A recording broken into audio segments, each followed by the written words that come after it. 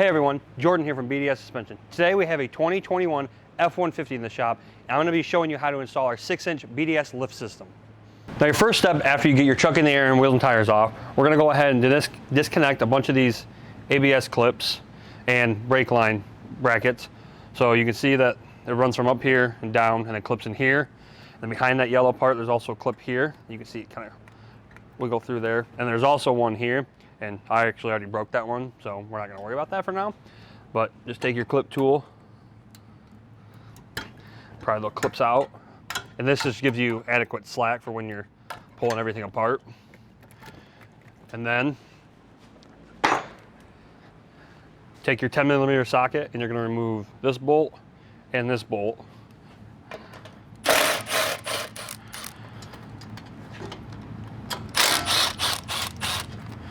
Just pull those out of their home and you got some slack. Now that you got your ABS lines and your brake line disconnected, we're gonna go ahead and remove our tie rod end. So just take your 21mm socket, and luckily on this, the way these are tapered, once you loosen that, they just slide right out. So if that doesn't happen for you, you can take your traditional pickle fork and throw it in there and pop that up. Or since this is not fully threaded, you can just take a hammer and whack the bottom of that, and it should just pop right out of there. Now moving forward, we're going to disconnect the sway bar link from the knuckle here, and this is just also a 21mm socket. So just remove that nut, and you can just pull that link out of there, and you just do that on both sides, and it might spring up at you, but you shouldn't have that problem. So just, like I said, pull that link out of that knuckle. And now we're going to remove this little cap here on the CV. So I just like to take a pair of channel locks and just kind of squeeze it and just remove that cap, and then you can see your CV nut there, and it is very, very small, so just be careful not stripping it or breaking it. And it's just a 13mm socket, and just remove that nut. Now we're going to disconnect our caliper from our knuckle, and Nate can come around here and kind of show you. It's these two bolts right here, back here. Nate can see that. I can see it. Get underneath it, Nate. That guy right there and right there. Don't worry about these two. These two are for the bearing. So just these two right here, and they're 21mm socket.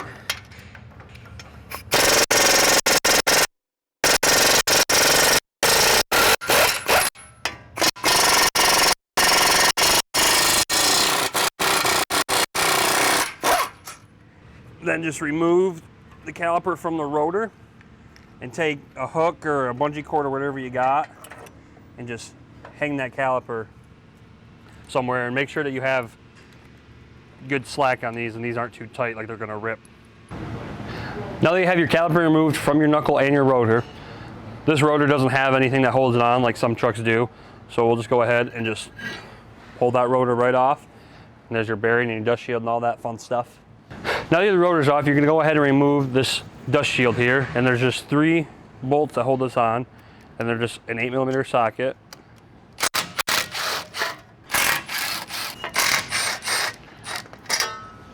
And just set that aside. Now we're going to go ahead and disconnect the ABS sensor from the bearing here. So you're just going to take a 5mm Allen, and be careful to not strip this out because you do need this bolt again, and they do strip out very easily. So just be careful doing that, and sometimes these things like to get stuck in there, so you might have to grab some pliers, but luckily this one just comes right out. Now take your 18mm socket, and you might need a swivel for this part just because of the way the knuckle is bent and everything. So just put it on this upper ball joint nut here.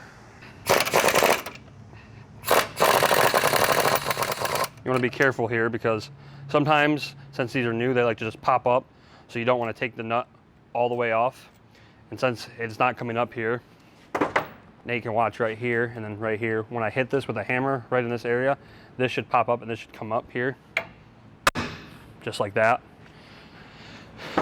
Then take a pry bar or whatever apparatus you have and pry down on this arm and just remove this nut here. And you want to see it, as you can see, if you don't want to get too much of a big pry bar, because you can get it lodged there. And then, since that's out of there and everything's loose here, this knuckle's gonna wanna fall out of there, and just make sure right here, Nate will show you, that the CV doesn't get stuck in here and rip those boots off or rip the splines out of each other. So just make sure that that comes out of there, and make sure, as always, you have nice slack there. Now I kind of just wanted to show you guys what happens if this ball joint does want to pop out of the knuckle before you get it loosened and you can't take it off by hand. So just kind of the same thing as you've done the other side, but before you get it loose, just take your pry bar and push down, because if you just try and loosen it without any pressure, all this will just fling up, and just stuff might start falling pretty quick, and you don't want stuff to get ripped. So we'll just, like I said, on the other side, we'll push down, take your socket and swivel, and remove it, and just kind of gently let that arm up, and kind of same thing, just make sure that that CV comes out of those splines and everything has good slack on it. Now that you have some access here on the back of this knuckle with everything kind of taken apart here, we're going to remove these 4 bolts on the back of this knuckle that hold this 4-wheel drive actuator on. And so they're just 8mm sockets, and they're just 2 on each side across from each other. And the reason we do this instead of just unplugging it and taking it off is you do have to replace it anyways onto the new knuckle. So you might as well just take it off now, not try to unplug anything up there.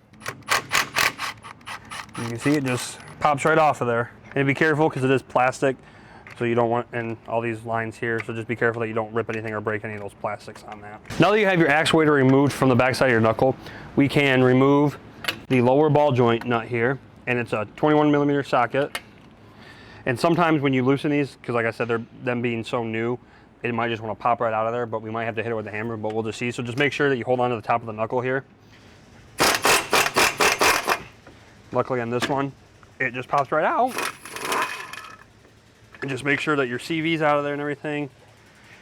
And you just take that knuckle out with that bearing. So you can kind of do this next step whenever you want within the realm of what we just did. So we're just going to remove these splash guards here. And you can do that first, but you're going to eventually have to remove them to pull your diff out. So it's just these 4 bolts here. And it's a 15mm socket. There's a little slotted tab there that Nate can show you right on the top of that. That just hooks into that hole there. Now there are 2 more bolts back here, also just 15mm socket. You can see that there's 2 bolts right here, but this part that goes onto this crossover back here, it just all bolts together. And we're gonna have to remove this crossmember anyway, so you might as well just remove these 2 bolts that hold this splash guard on. And the same thing, have to jerk it out of there. So now that you have your splash guards removed, that kind of opens up a little bit of access room to loosen these control arm bolts.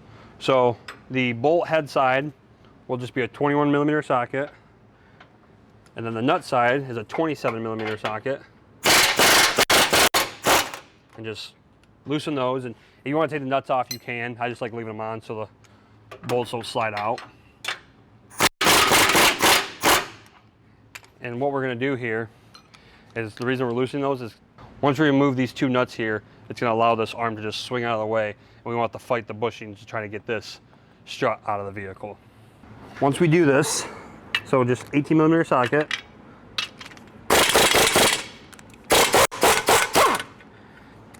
the arm is going to want to slip out of there.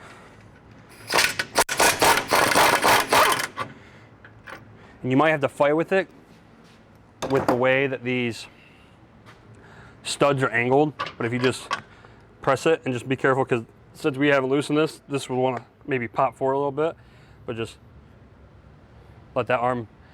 Now that you have the lower arm removed from the strut, and you did loosen these bolts earlier, once you get the nuts off, just go ahead and just remove the 2 bolts that hold that lower arm in, and just pull that lower arm out of your way.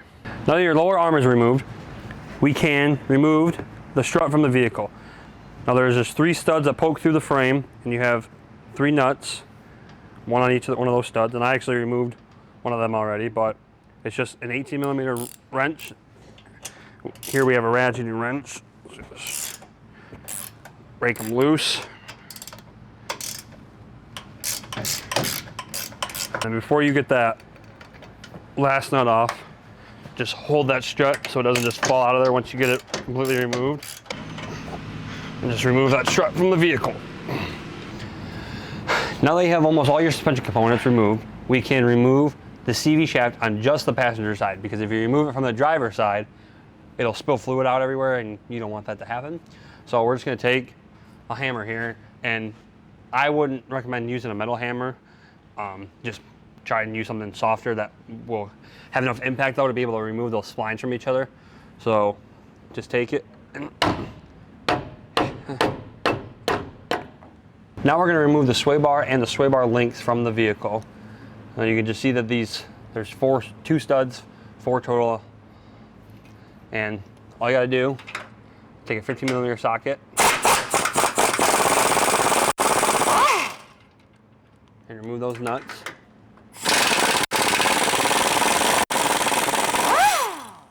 You can see that this is kind of like a nut tab up top here, but with just 2 studs on it that just plops through the frame holes there.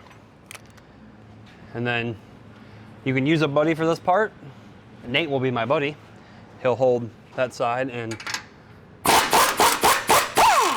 want to make sure that you don't catch any wires here, and then attempt to remove it by myself. Like I said, just make sure you're careful of all the wires and brake lines and stuff, and remove your sway bar. Now, one of our final steps to disassembling the front before we can start taking the diff bolts out is removing the drive shaft from the diff here. So you can see it has 6 bolts here, and they kind of got bigger heads, so you're probably gonna have to use a deep well 10mm socket. And I like to put a extension on there so you can get straight on them, because they like to round off pretty easy. So each bolt on the bottom of the drive shaft, so you don't try and strip those out. And they do have these little washer fancy things here, so make sure you don't lose those.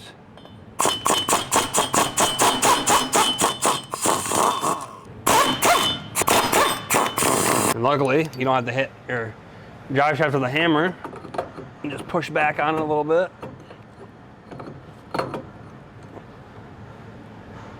Now moving forward, we're going to remove our rear cross member. Now on the back side here, the nuts are 18mm sockets, and on the front, you're going to use a 15mm wrench on the bolt head. And you can do it either way, it doesn't really matter. But I just like doing it this way. And it doesn't really matter if you remove the bolts or not.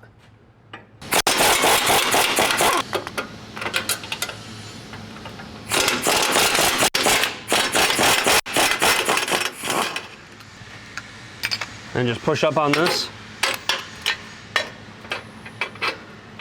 You might have a little bit of a difficult time getting these out because the diff is right there, but it should come out fairly easy.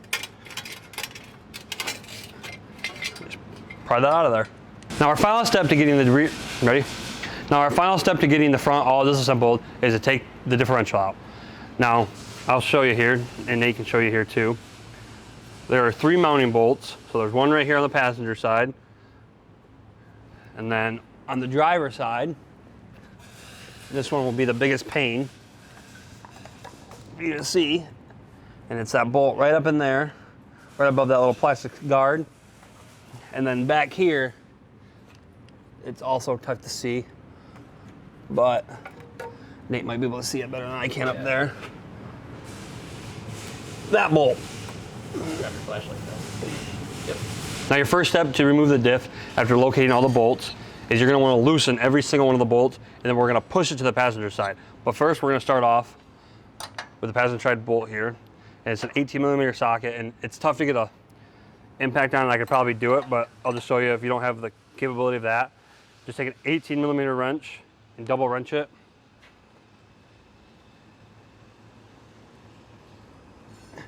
And push it down.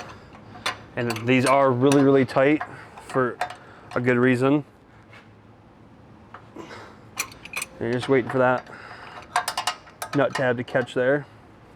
So now once you get that nut tab spun around the opposite way to be able to catch where it needs to catch, and it's loose enough, I just take my ratcheting wrench here and ratchet it loose. I like to keep that nut tab on there just so that bolt doesn't fall off and that diff wants to swing out on the bottom here.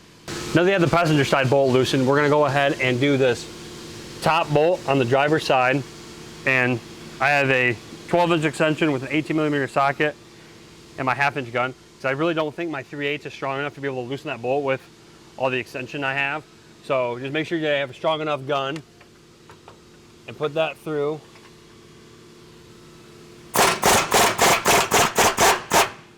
And loosen that bolt. I'm gonna be careful that you don't take it out. And there's a goofy nut tab right there. Nate will show you on the ground. And this just kind of sits in there, and there's nothing that holds it in. It just sits in 2 slots and it doesn't spin, so your bolt can go through. And then, like, once you get the bolt out of there, it just falls right out. So just make sure you don't lose this. Now your last bolt that you need to loosen to be able to shift the diff to the passenger side is this rear one here that I showed you earlier. Now I have a 3-inch extension with a swivel and a 21mm socket, just because the way the sway bar location of the frame is and this heat shield here, you just have to use a swivel with that. You want to make sure that you don't take that bolt out.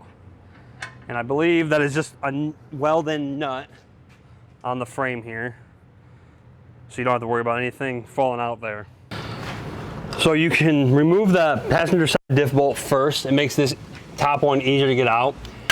And you'll just have to have somebody help you support it and kind of move it where you need to go, and just use your socket and your extension again and pull that bolt out. And then remove this rear one. And be careful because it's going to drop. And then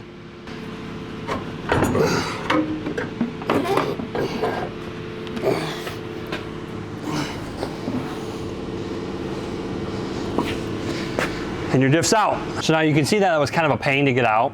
So what happened is this one right here that goes up into this, when we pushed it over, it went up into this. So you want to make sure that you drop that side down first and get that out of the way, and then slide everything over. And this one wants to bind up. The top one here wants to bind up and it's home. So make sure you get that out. And once you get those two out, you can just slide it this way and rotate it and drop it out of the way. Now your first and only clearance cut that you need to make is on this driver's side rear control arm pocket. So all you need to do is take your tape measure on the inside of this slot and measure 9/16. And all you gotta do is measure 9/16 and go up. And you can see kind of how there's that little piece here from that gusset. Nate will show you. You gotta go over top of that and then come to the back side and just do the same exact thing. Just come over 9/16 and make your line and just vertical cut that. You can do this cut with whatever cutting device you have. Sawzall would probably be the cleanest, but the reason I'm using my plasma cutter here is because this little gusset here is so thick that it just takes a while for my Sawzall to get through. So it's just a lot faster with my plasma cutter. But you can also use a cutoff wheel, but that's just pretty tough keeping it straight and not hitting anything or letting it give up or whatever. So I'm just gonna go ahead and grind off some paint. So now that I have my ground cable here, ready? Yeah. Now that I have my ground clamped here, I'm gonna go ahead and make this cut, and you can start wherever you want on this. I just like starting up top and working my way down because you can do it straighter that way.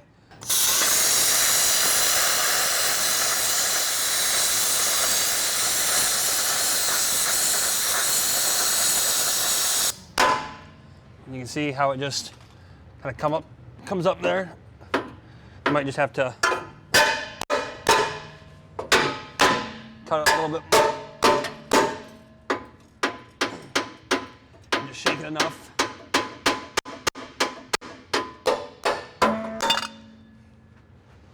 And there's your frame. Now your next step is you're just gonna clean up this cut. No matter what cutting device you use, I recommend that you use a grinding device to clean up these cuts. And once we do this, we're just gonna put some spray paint on it so that part doesn't rust on your frame.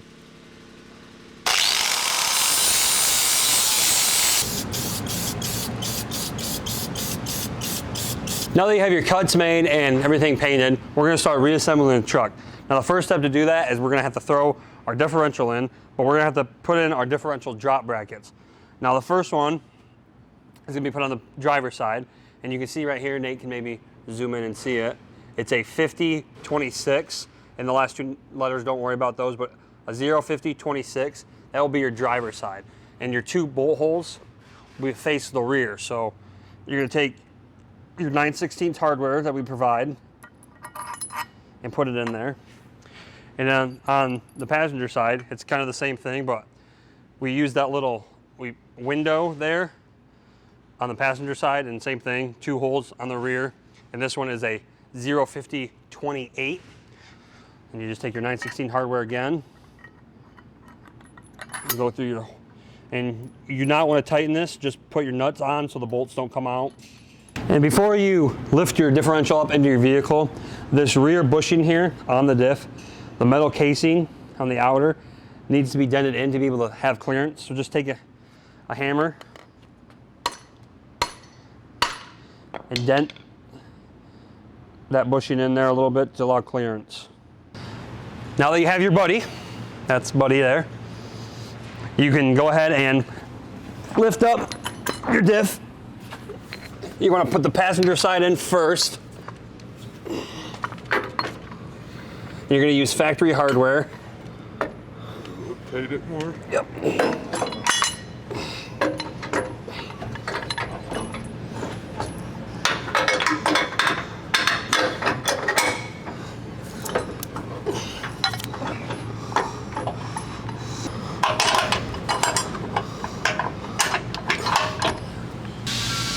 Now that you have your differential in, we are going to throw our BDS crossmember in, and this only goes in one way. You can see the BDS cut out. This is obviously on the front side. So take your factory bolts that you had, and this is easier with two people just because these are a little heavy, but you can probably make it work.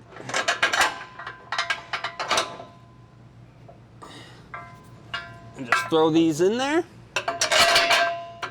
And just put your nuts on the back side and don't tighten those up yet.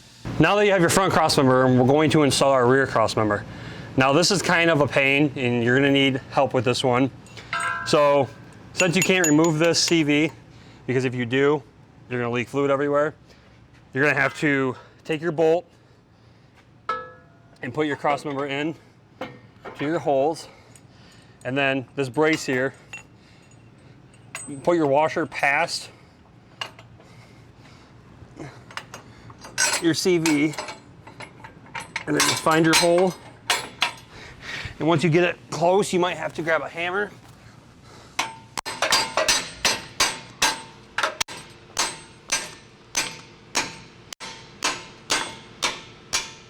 To get it past the CV there. And have your buddy put his side in. And then take your other bolt. Nate can come to the back side here. And since your diff bolts aren't tight, you can kind of maneuver this diff. And you can see this brace here that goes over that diff mount. Just take your bolt and shove it through that hole there. Now your next step is we're going to install our sway bar drop. And you can see that it has two holes here, and we're going to put it in the bottom hole. So basically what we're going to do here is on this rear crossmember bolt that we shove through, and you have your two factory studs here, or nut tabs, whatever you want to call them there, tabbed in the frame so you can remove it to make it a little easier. And like I said, use that bottom hole and put that bolt through there, and then put your nut tab down, and you're going to use just your factory nuts here. And you're going to do this on both driver and passenger.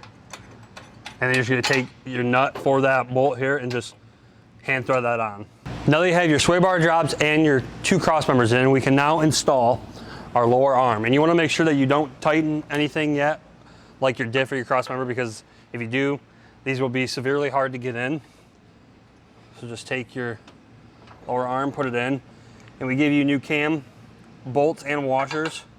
You're gonna run them from the front one from front to rear, and then the same thing, just run it from front to rear here as well.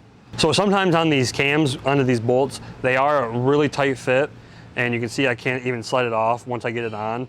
But we want it to be a tight fit, but if you feel like you can't get it on once you get it past the threads, just put this on the edge of a table or a vise or whatever you got, and just hammer this bolt head into the cam, and then once you get to that point, you should be fine.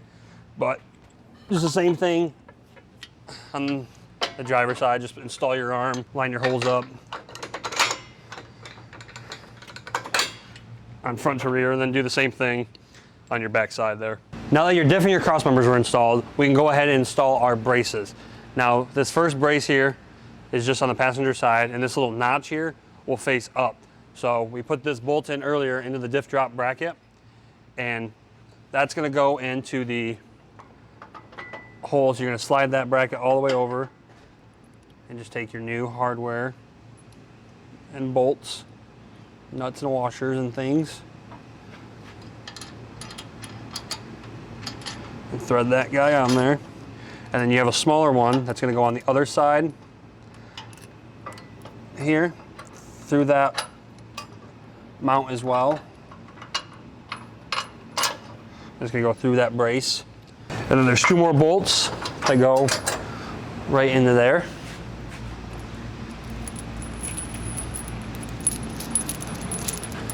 So you just use these holes for these cross members and on these braces here, and just slide those through. Just take your nuts and washers and do the same thing, and just thread those on hand tight, and you can tighten that up when you tighten all your diff hardware. So the second brace was already in, and the reason I had it already in, because when we put our cross member in, it obviously the bolt goes through that and holds that brace on. So all this is you can see this drop mount here, this brace, just kind of the same way as the other side. It just, with these two holes, it actually uses this bolt that goes through the diff and comes through, and you got to put the innermost hole on this bolt, and then there's another hole right here, and there's another hole on this brace, and you just use your smaller bolts as well and just put that through there.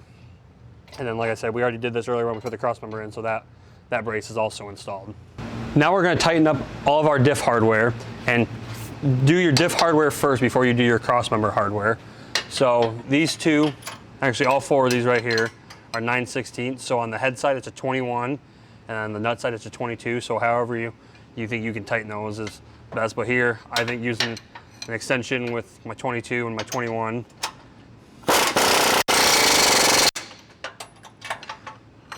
And this other one, a little bit more difficult because it's back there a little bit, but just gotta play with your wrench.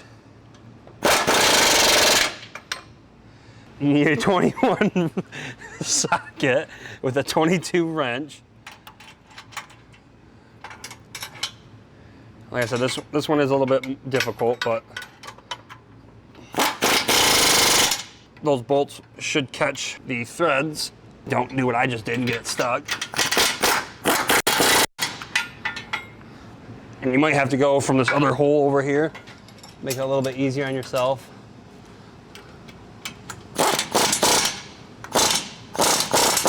So on the driver's side, you remember when we had to take the diff out, we had to go up here and use an extension to get that bolt out. So it's the same exact thing. It's just a bolt with that little square tab.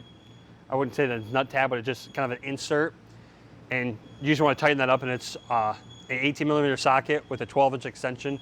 And once you get that bolt past that steering shaft, you can just run that in with your impact and tighten it up before you tighten these ones, because it might just be a little bit more difficult.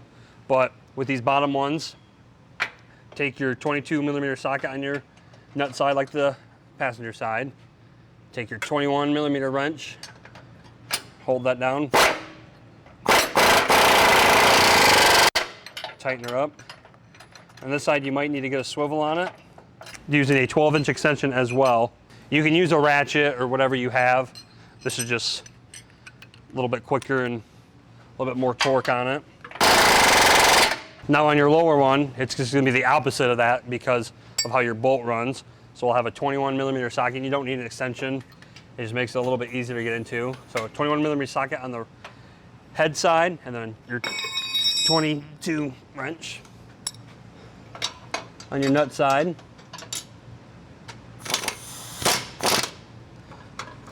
And just make sure that you get it on the nut. This is probably the best way to do this, is going through this existing hole here. Now that you have your diff tightened, we're gonna go ahead and tighten our front and rear cross member. So on the nut side on the front with your factory bolts, on the nut side it's an 1/16 wrench. On your bolt head side it's a 21 millimeter socket, and just tighten those up.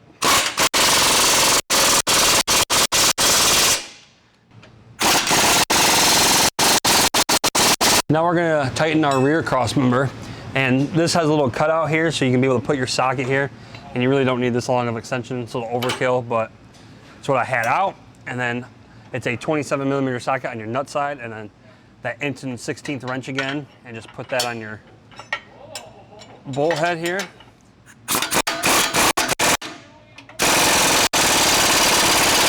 And when you come to this driver's side, remember we put this brace here, you can see a little bit of gap there. So when you start to tighten this up, you just want to make sure that everything, the sway bar drop and this brace and the cross member gets all tightened together. So now that you have your rear cross member tightened, we're gonna go and tighten our sway bar drop brackets. Now remember on the driver's side how I told you I had that gap on those braces and you want it all to suck in. So now that we tighten this one, these two studs here need to be tightened. So you just want to make sure that it does suck into the frame. And I just like to use my air ratchet here. And we can't use a long socket because it gets too tight on this and you won't be able to get it out. So I'll use my short socket, 15 millimeter.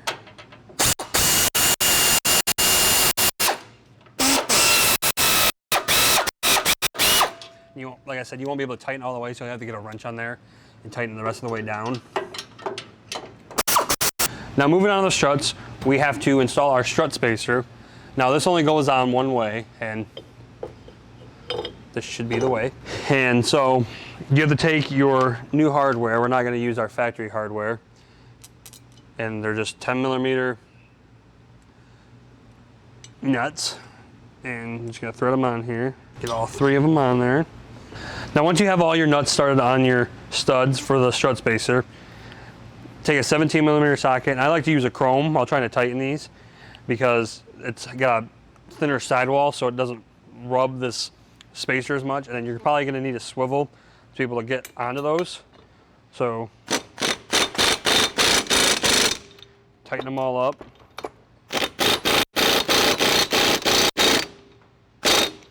And then you can do this if you don't have a swivel. You can just take a wrench and just put a pry bar into the spring and just kind of turn them that way. And they are pretty hard because they are torque nuts, so they are hard to get in there. But now we're going to install our strut and our strut spacer into the vehicle. Now these studs here, you can see that they're kind of angled. So you want to make sure when you install it into the vehicle that the struts are angled, or these studs are angled towards the center basically. Or you can look at it as on the passenger side, the side with the two studs goes towards the front. So just find your holes here and put your 7/16 hardware on here. When you do get all these nuts started on these studs, you're going to leave them loose because it's going to make for easy access to be able to put the lower arm into that strut so you can actually move it around a little bit instead of it being all stiff there. And then before you forget, it's pretty hard to forget it, but just reinstall your passenger side CV. You just want to make sure that your splines are lined up, and there's a snap ring in a groove there. So if that pops out too far, you won't be able to get this CV on, but in this case, there's the snap ring right there. In this case, we can just kind of thread it on to that point, and then just give it a couple good push-ins, and just make sure it's seated, and just grab the back of it and just give it a little tug, make sure it doesn't want to pull out of there. So now we're going to switch our knuckles. So you can see this factory aluminum one is pretty dainty compared to our new cast one. So all you got to do is just remove these 4 bolts that hold your bearing in. And the position of the bearing is pretty critical because there's an ABS wire that goes into that bearing. So what I like to do is just loosen all my bolts here.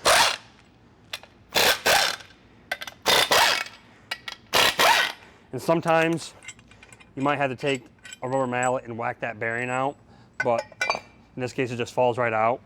So just throw that aside, and I literally just like to take this and set it exactly how the factory one was, so you don't lose that position of that sensor.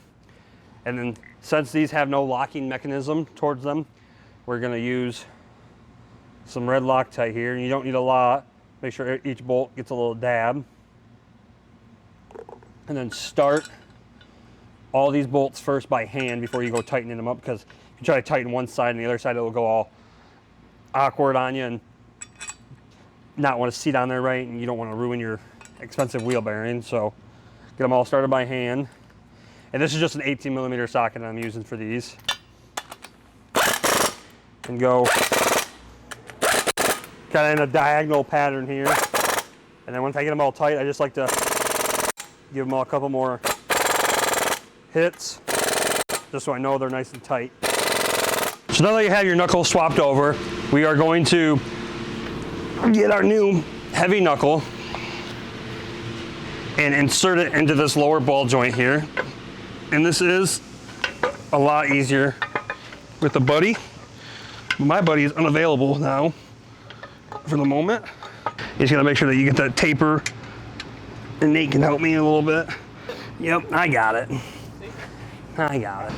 Now that you have both knuckles installed into your lower ball joint, these were just the factory nuts from the lower ball joints that we're reusing. So just take your 21mm socket,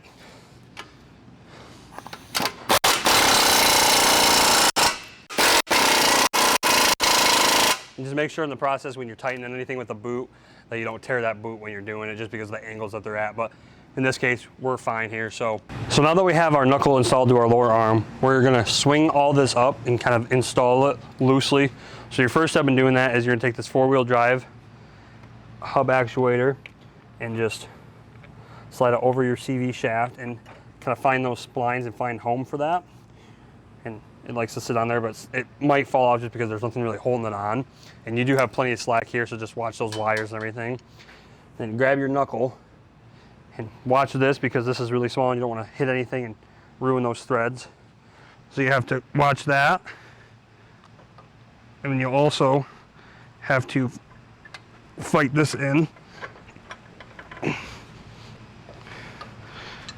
Just pull up. And that's the reason we leave those that top strut part loose, so you can kind of wiggle that as you need. And just use your factory nut on those studs. And that should all hold it up. And then what I like to do, just to have it a little bit more safe, is just put your other one on it. And what we'll do here, it's just an 18mm socket. So take, and you'll see as soon as I tighten it, it'll suck it all up. So just tighten both of those studs. And then what you can do is take your upper ball joint nut, and you just want to make sure that this CV goes in to where it's supposed to. You don't want to get it bound up. Like I said, make sure those wires are on top, because that is pretty critical. And you can also see where it bolts in. So just make sure that these are rotated kind of correspondingly to where those holes are at. So when you do go to put those bolts in, it's a little easier. Is make sure that actuator and that CV go into the bearing. And then just take your pry bar, and I like to stick it right there. You don't have a pry bar, you can probably push it down, but it makes it a little bit difficult because you do have to go a ways. And you can get a couple threads started on that, and that'll hold all that in. So you can kind of do this next part in a couple different steps in any order you want. It doesn't really matter. But I'm just gonna tighten my top strut nuts here. And they're 7/16 nuts, so it's a 5/8 wrench. And I just use my ratcheting wrench here. Now with your strut installed and everything tightened on the strut, we're gonna tighten our upper ball joint. And that's just the factory nut, so it's an 18mm socket. And you can use a swivel, and if you don't have a swivel, a wrench will work just fine, but let's get that on there. The same thing, make sure you didn't rip the boot or anything. In this case, once again, we're good. So just do that on each side. Now we can install our CV nut and be super, super careful with it because you can see that it is really, really small. And this will break it really, really easy. So I just turn my gun all the way down and just tighten it up a little bit and just make sure it's tight enough, but don't make it too tight. You want to snap that and replace that super expensive part. So now we can snug up our lower arms. Now you can see the cam position on these. You want to make sure that the cam is up so the bolt is kind of in the center, and this just is easy for alignment. So you're going to take your 1/16 on this side and your 27mm socket on your nut side and snug those up.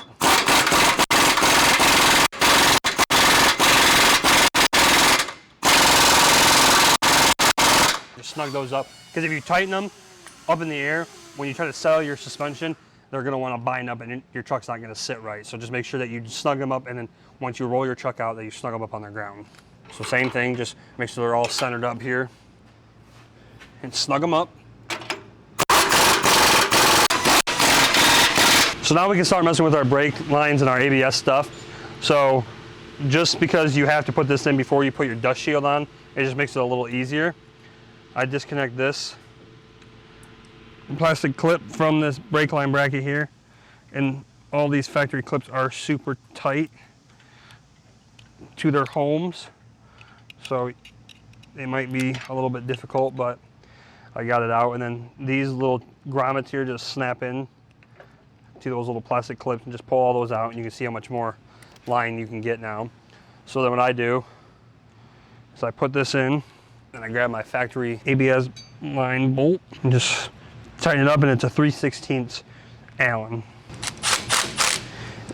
Make sure that you don't go too tight because it is a small bolt, so it will break, and you also don't want to round that off because that would really suck.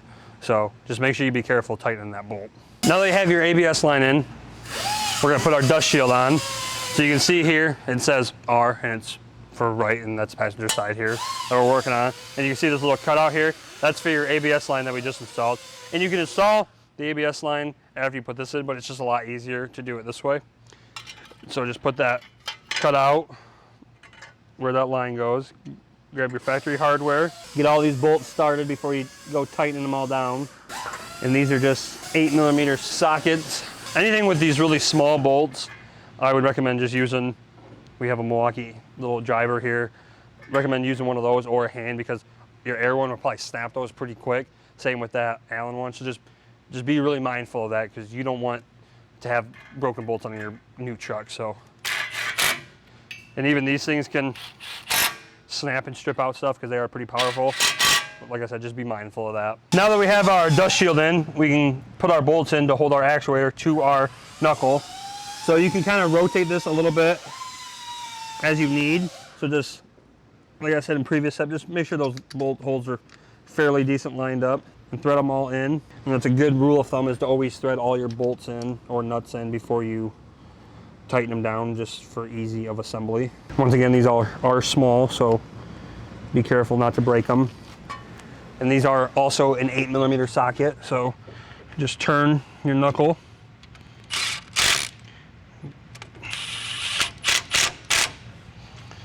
Each side. So now that you have your dust shield on, we're going to take our rotor and just send it back on there. And then once you get your rotor on, take your caliper off your hook or bungee cord or whatever you got and slide that on. And don't do what I do and forget your bolts, but it should stay there. Nate will hold it for you. Get you a Nate. And then once again, these do not have locking mechanism, so get some Loctite on these bolts. And it's a 21mm socket. And this is where this style of rotor with no Torx bolt in them can become a pain, because you have nothing to hold your rotor on. But luckily these lined right up where they're supposed to go. 21mm socket. Tighten each one of those. Same thing with the, as you did on the bearing, just give them a couple more hits after you tighten them up. So now take your factory brake line bracket, and you can see here how it has two holes. One's threaded and one's just the hole for that tab there. So put that tab into that hole. Take your new stainless steel hardware and thread that on. And just take your 13mm socket. And the reason we use a stainless steel bolt there is it doesn't need to have a whole lot of strength to hold that on there. And stainless steel doesn't rust. So that's nice to have that so that bolt doesn't rust. So if you ever have to change your brake lines or your caliper, you don't have to worry about that bolt rusting or seizing in there. Now this is just the cap for the CV end, and sometimes they slide on, but just give it a couple hits. And that just kind of protects that end of that nut to not rust. So now we have to replace the factory brake line bracket that goes to the frame rail just because it doesn't sit down far enough and it's gonna make your line super tight. So to remove this, it normally bolts in here, and then this part sits on this, and this little clip here slides on that. And so you just pull that clip off, and this will just pop right off. And then we have a new bracket, just pretty much the same thing, just a little bit bigger. And same thing, just goes in the tab, goes in that hole. So what you do is you just set that bracket over that, take your little clip here, and I like to use these channel locks here and just push that on there. Make sure you do seat it all the way because you don't need that coming off and you breaking a brake line. So make sure that's nice and tight on there, and then you just pull that down, and you can see right here the line was into that. You just have to reform that line a little bit. Just be careful that you don't pinch it off, so make sure you do have some round spots so there's, you don't get air stuck in your lines or anything, or fluid jammed up and you won't be able to stop well. But just take your factory bolt. And so I know there's a few factory bolts that you might get confused with, but this one is that pointed one that we took off earlier. So just shift that bracket over into that hole, get it threaded a little bit. Take your 10mm socket, tighten that up, and you can see how that brake line's nice and snug on there.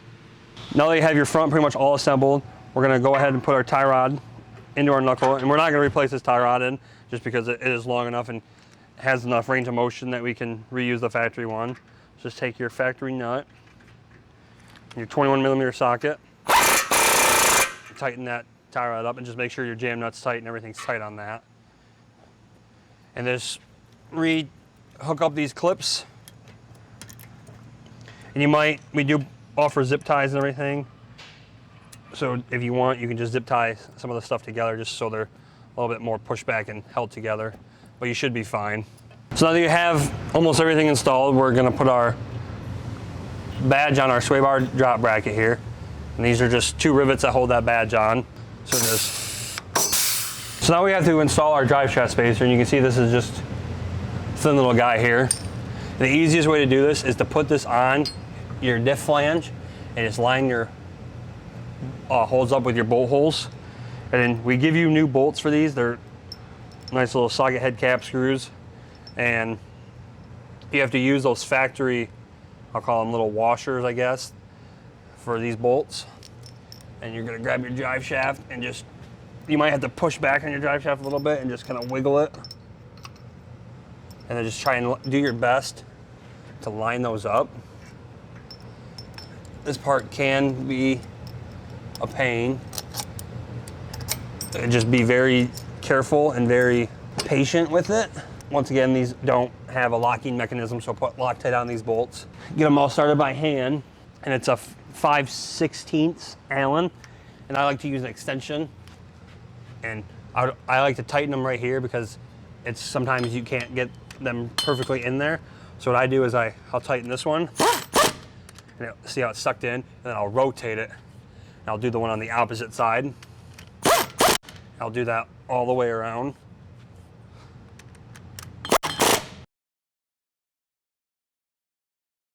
And your drive shaft spacer is installed. So now one of your last steps to finishing up your front is we're gonna take our sway bar. And the easiest way to do this, you can do it with a buddy, but all my buddies have left for the day. So what you do is I like to put it in the knuckle first. You might just have to fight with it just a little bit, but it should be fine. You're gonna take your factory nuts. and put it on each side like that.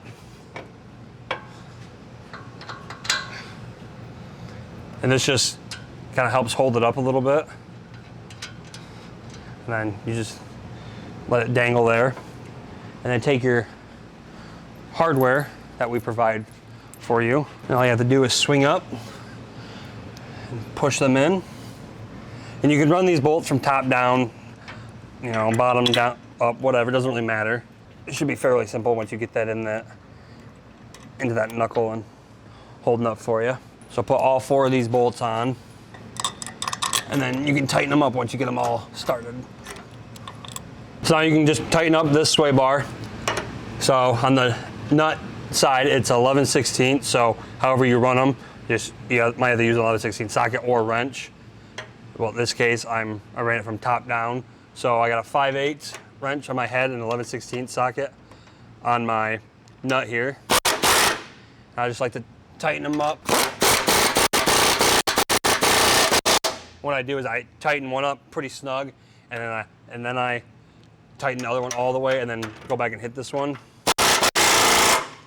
And do that for each side.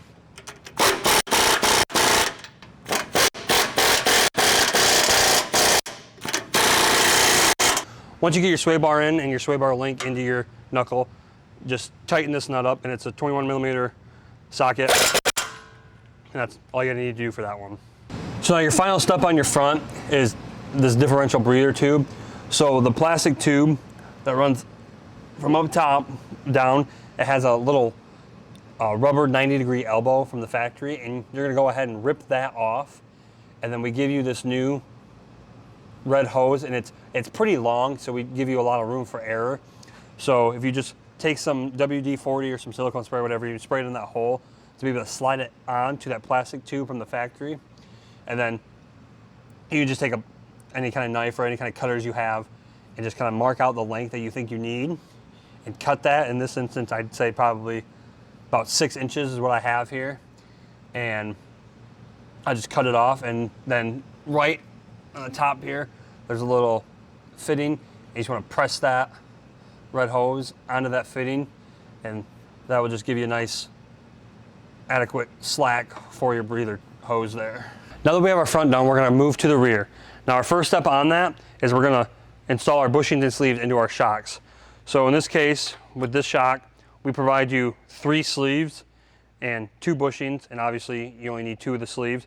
And one of them is just a little bit longer than the other ones, so you're not going to need that one.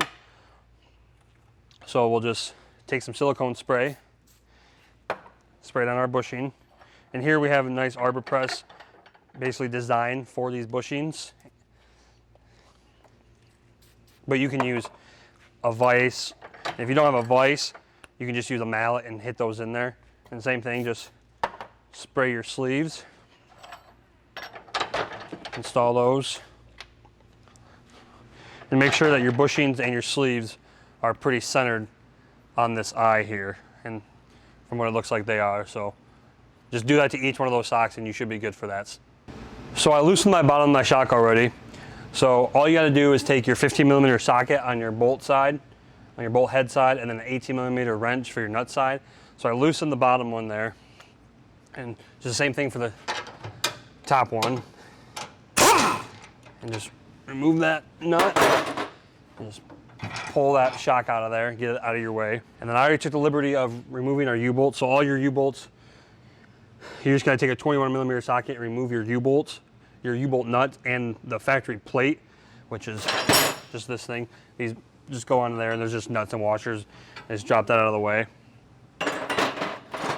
And then what we're gonna do is we're gonna take our C-clamps, or if you got a big pair of vice grips, that'll work too. And we're going to tighten these springs and remove your U-bolts. And then you can either lower your jack or whatever. In this case, since we're on the hoist, we're just gonna raise the hoist up, and it's gonna allow that axle to drop down and move out of our way. So just remove your block. And the reason that we clamp this is because we're gonna have to remove these 2 pins here. So all you need to do is take a 19mm socket and remove each one of those nuts on that pin. And sometimes you might have to put a pair of vice grips or pliers or something on that because it wants to spin and then you can't get your nut to come off, but luckily these just come right off. And now you have this factory plate, and you don't need this or this factory plate, which holds your U-bolts go around. We provide you with 2 new plates. Now this is your bottom plate, and as you can see, one of these holes is countersunk. So we give you a countersunk bolt here. When you drop that in there, it sits nice and flush. And then this pin sits on the top. So here, you want this countersunk bolt to be in the rear of the vehicle. And then you'll see this little plate here. You just can leave that. And you'll put these 2 studs through the factory hole on the leaf spring. And then with this top plate here, that'll now hold your U-bolts for you. The long side here will be towards the front. So just place those over those pins. You might have to hold those pins, and they can kind of stay because they want to drop out, but once you get one of the nuts on, you'll be fine. And with that countersunk bolt, you might have to get the correct Allen key in there to hold it, to make it not spin, but nuts on. It's the same thing. It's a 3/4 or 19mm socket.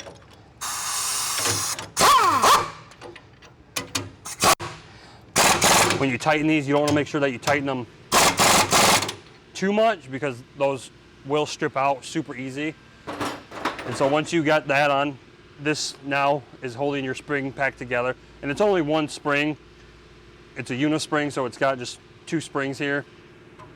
So we'll just remove these C-clamps.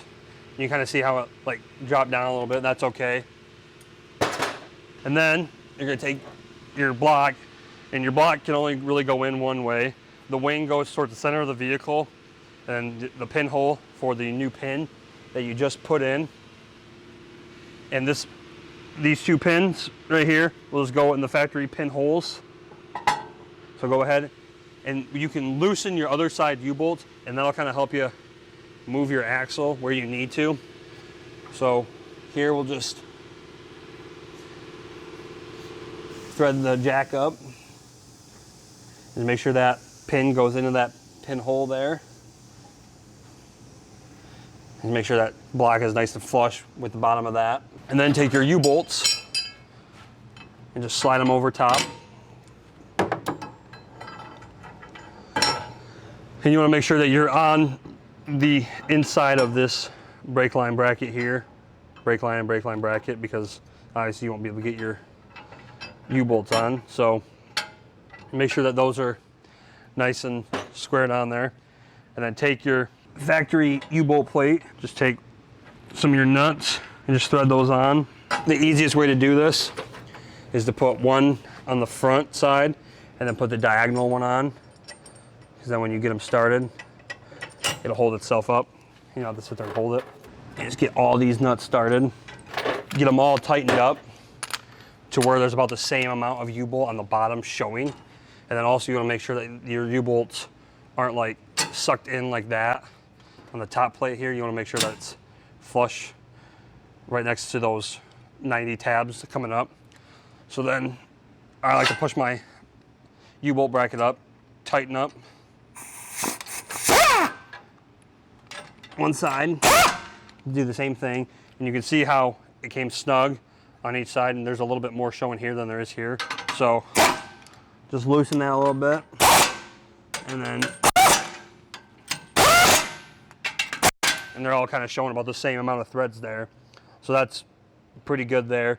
And then you'll do the same thing on the other side. And you don't want to tighten these yet fully. You want to tighten them once they hit the ground, just let everything settle. And then you want to check them after about a couple 100 miles just to make sure that they didn't come loose on you. So now you just got to install your shock, and it's pretty straightforward here. You just line it up. And with these Foxes, the body goes up, and then your sticker placement isn't a huge deal, but we just like to run it so the Fox is going upward. Shout out to Carter Reed for that. Your bottom bolt is a little bit more difficult to get in because the shock is a little long for drooping there. What I like to do is I like to just take the bottom here, and these Foxes are pretty stiff, so just push up past where the hole is, and just kind of guide it into place here.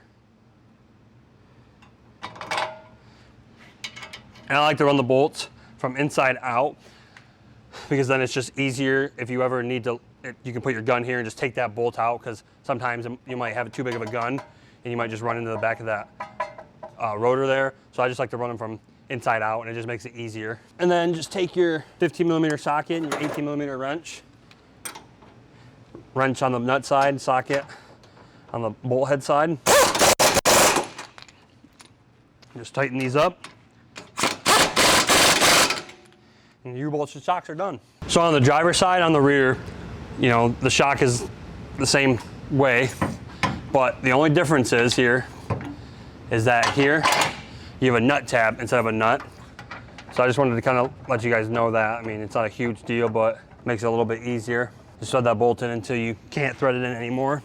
And kind of the same thing, you'll just have to push up and let that shock go until you get it into the home. Tighten this up and you'll just see that nut tab will catch, and you don't have to worry about putting a wrench on it. Just like that. Do the same thing on your bottom. So now your final step on your rear is to install this brake line bracket right here. You can kind of see the bolt on the bottom of it. And I already did it because it's kind of a pain, and I wanted to show you guys this little plastic clip here. So this plastic clip just goes into the frame, and there's two hard lines right here. And Nate might be able to show you right here. That one goes into the top of it, one goes in the bottom of it. And so when you pull the top one out, the bottom one wants to snap in, and then, you know, vice versa. So when you basically have to pry them out both at the same time, and they are a pain because you can see it's not like it just stays in there. You have to like push these out of the way at the same time and then pull it out. So once you get that out, that gives you enough slack. And this bracket was just held on by this factory bolt right here. And there's a tab that went into the frame here. So you just remove that factory bolt and remove the brake lines from this clip and pull it down a little bit. And then take your new bracket and put it in with the factory bolt into the frame hole. And then we give you new hardware right here. And you just take there's a tab, and it goes on right here. It goes on the outside below our new bracket. And this is just a 10mm socket to get this bolt out. And this will be a 13mm wrench and socket. And you just push that through, and it's kind of a pain because of the brake lines want to bind up on you. Just be careful of those, and just push that onto there and thread that bolt on, and you should be good. Now that's how you install our BDS lift system on our 2021 F-150. Now unfortunately, I do not have wheels and tires for this vehicle, so I cannot show you the finished product, but once you do set it on the ground, make sure you torque everything to proper specifications, and you do get alignment, because you will wear your tires out. Make sure you follow us on social media for any new content that's coming out.